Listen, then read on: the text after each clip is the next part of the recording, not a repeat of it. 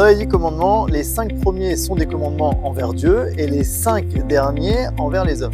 Alors dans ce cas, pourquoi est-ce que le respect des parents, donc le 5e commandement, se trouve dans la colonne des commandements envers Dieu? Mara explique qu'en fait c'est lié au 4e commandement qui est le respect du Shabbat. Parce que le Shabbat, on vient dire que le monde a un but. Ok, on travaille pendant 6 jours, mais c'est pour aller vers quelque chose, pour aller vers un monde qui est plus amélioré. Me'ahen olam haba, c'est un aperçu du monde futur. Donc que le monde soit important et qu'il ait un but, c'est très bien.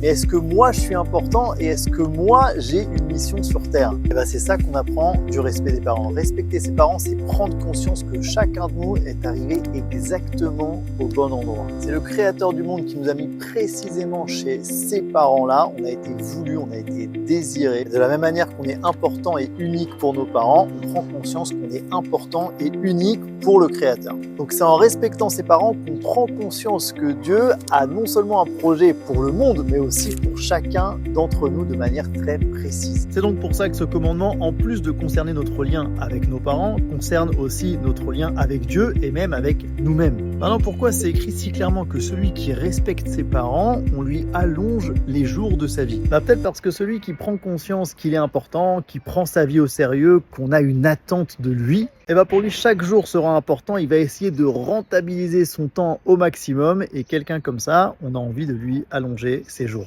Shabbat shalom à tous.